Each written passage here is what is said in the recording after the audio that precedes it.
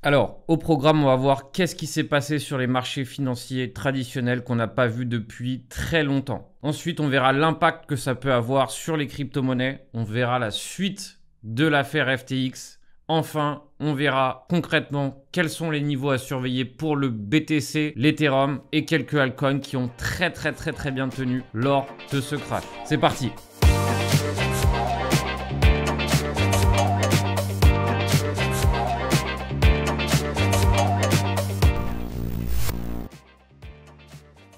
Alors, on a un programme chargé tout simplement parce qu'on va essayer d'étudier qu'est-ce qui s'est passé sur les marchés traditionnels. Évidemment, c'est du jamais vu, c'est extrêmement bien synchronisé et donc on va essayer de comprendre ça très rapidement. Donc ce que j'attendais depuis des mois et que je surveillais de près depuis des mois avec vous à vos côtés, c'est tout simplement la chute de l'indice cash, indice dollar. Et vous voyez qu'ici, du coup, on a eu finalement ce pattern baissier qui est en train tout simplement d'aller chercher le prochain niveau instantanément. Qu'est-ce que ça veut dire? Ça veut dire qu'il y a eu un shift sur les marchés. Et quel est ce shift? C'est tout simplement de l'argent qui sort du cash. Rappelez-vous, où va l'argent quand il sort du cash? Généralement, il va soit dans l'or, ce qui est actuellement le cas, tout simplement parce qu'on voit ici la cassure de cette trendline long terme, et il va dans les actions à risque, entre autres. Et avant, on va dire, le drama, et avant évidemment ce moment difficile pour les cryptos, il allait aussi potentiellement dans les cryptos. Ce qu'on va voir, c'est est-ce qu'il va tout de même aller dans les cryptos ou pas. Ça, c'est évidemment ce qu'on va essayer de définir ensemble. Donc, hier, les marchés boursiers américains ont pris 5-6%. Et donc, on voit bien tout simplement que l'argent est parti du cash pour se diriger vers les actions. Alors, est-ce que ça va perdurer? Comment voir si ça va perdurer? Où l'argent est allé, d'accord? Et où va-t-il aller? C'est la question à laquelle on va essayer de répondre. On va essayer de répondre à une autre question. Pourquoi ça hausse? Il est fort probable que des rumeurs sont en train tout simplement de se profiler, que la Chine va enlever sa politique de zéro Covid et donc potentiellement ça relancera plein de choses qui étaient à l'arrêt en Chine. Alors, c'est à confirmer. Personnellement, je suis jamais fan tout simplement d'interpréter les news et d'essayer de les placer sur le marché parce que normalement, la théorie du marché efficient dit que tout ce qui est déjà news, c'est déjà quelque chose qui est pricé, ce qui est quelque chose tout de même qu'on a pu faire l'expérience très souvent. Donc moi, qu'est-ce qui m'intéresse? C'est de surveiller cet indice du cash, risk on, risk off, surveiller les obligations qui sont aussi en train de se retourner et voir si ça perdure. Si ici ça perdure, il n'y a aucune raison que cet argent n'aille pas dans les marchés. Il faut savoir qu'ils ont été baissiers pendant longtemps, beaucoup de gens étaient extrêmement baissiers et donc évidemment le scénario, on va dire, le moins attendu, c'est finalement une hausse. Alors attention,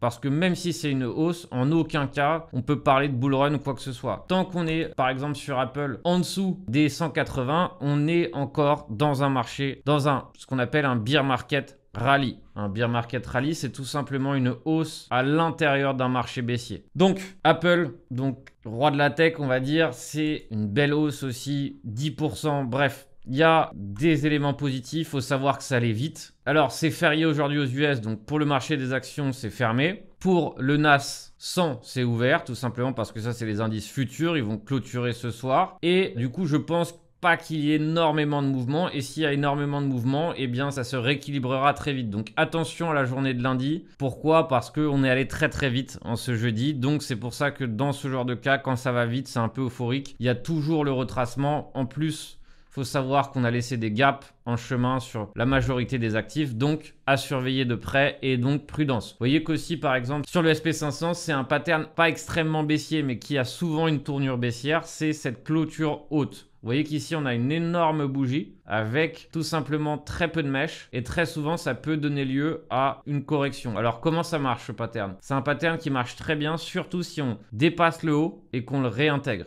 Et ça, très souvent, ça donne lieu tout simplement à un pattern excellent à trader et surtout quand c'est sur une extrémité. Alors, vous voyez que par exemple ici, c'est pas forcément sur une extrémité. Pour moi, l'extrémité était là, mais on est peut-être allé dévier un peu fort. Maintenant, on va passer tout simplement à ce qui se passe sur l'affaire FTX, quelle est la suite des événements. Alors c'est presque un feuilleton télévisé dans le sens où il se passe des choses complètement dingues, difficiles de savoir qu'est-ce qui est vrai, qu'est-ce qui est faux. Par exemple, ce tweet, donc c'est vraiment digne d'un feuilleton, d'une série. Malheureusement, c'est du réel, c'est ça qui est difficile. Mais par exemple, il faut savoir que cette personne, ici Mario, hier a tweeté que potentiellement c'était SBF qui avait fait tomber Luna. Et donc, en faisant tomber Luna, il a fait tomber évidemment 3AC Capital et d'autres grands. C'est potentiellement ce qui est dit, ce qu'on peut y croire, ce qu'on peut pas y croire, bref. Tout ça, je ne vais pas rentrer là-dedans. Je préfère que vous ayez votre propre avis sur les choses. Je pense qu'aussi, il faut avoir du recul parce que tout simplement, on est sûr de rien. On n'a aucune vraie information et on ne sait absolument pas le vrai du faux. Et on ne le saura pas vraiment. Je pense que même s'il y a des vérités qui se mettent en place, on n'en saura qu'une mini-partie. Donc moi, personnellement, voilà, je fais toujours attention à ce genre d'infos. Je m'en nourris pas. Je les constate, je les observe, je les note, mais en aucun cas, j'en fais quelque chose. Donc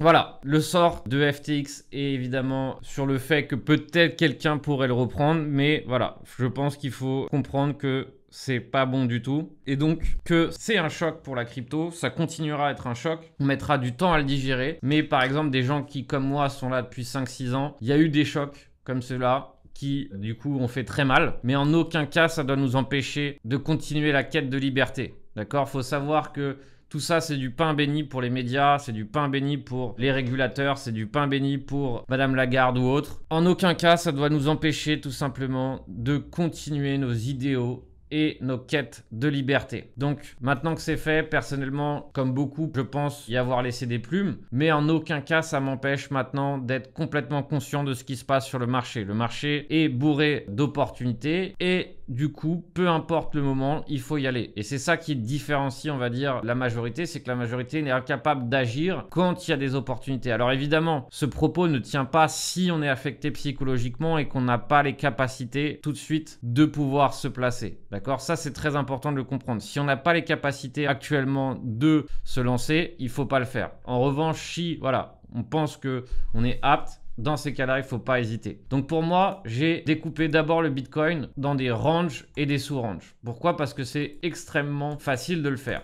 Alors, je vous rappelle que j'ai un tuto complet sur la price action complètement gratuit sur mon site ici. Donc, ce que je vais analyser ici, c'est complètement tiré de ce tuto. Je vous l'ai mis en lien dans la description.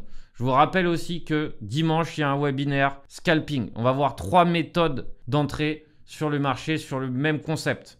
C'est-à-dire qu'en gros, après le webinaire, il y a 3 méthodes, 3 stratégies clés en main qui seront données. Donc, participez à ce webinaire, évidemment, si vous êtes intéressé au trading intraday. Personnellement, j'ai assez souvent été déçu de l'investissement et du coup, surtout sur des projets autres qu'Ethereum et Bitcoin. Et c'est pour ça que derrière, j'ai toujours préféré privilégier le trading. Pourquoi? Parce que derrière, au moins, il n'y a pas de sentiment. Je dépends de moi et de personne d'autre. Et ça, pour moi, c'est très important. Et au moins, finalement, si je suis déçu de moi. Donc, on reprend sur le BTC. Qu'est-ce qu'on a eu sur le BTC? On a ce bas ici qui est très important. Pourquoi? Parce que c'est lui qui a retenu le prix. Le prix s'est arrêté net ici à 15 857. Donc, c'est notre point le plus bas. Quel autre point ici nous intéresse? Et c'est d'ailleurs sur lequel on s'est arrêté. Tout simplement, on voit que ici, les 18 200 sont un support majeur. Vous voyez qu'ici, ça a servi parfaitement. Ça a servi parfaitement ici. Ça a servi parfaitement ici. Et ça a servi parfaitement ici. Donc, 1200, on va dire, est notre niveau clé pour l'instant. Quel autre niveau clé nous attend?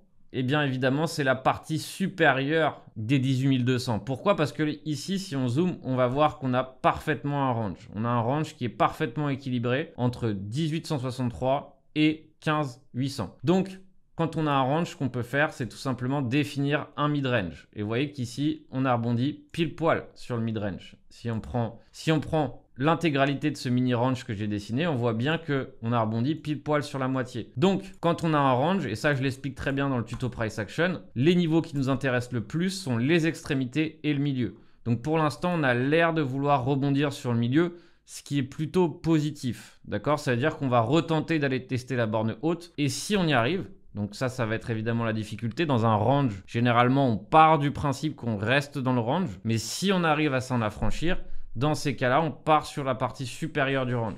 Et pour moi, c'est aussi assez facile à définir cette partie supérieure parce que si vous voyez ici, on a un support qui va certainement devenir résistance. Regardez ici à quel point c'est précis. On a plusieurs points de contact sur le support, contact, contact, et ici, devenu résistance. Donc, très probablement ici, ça sera la résistance ultime des 20 000.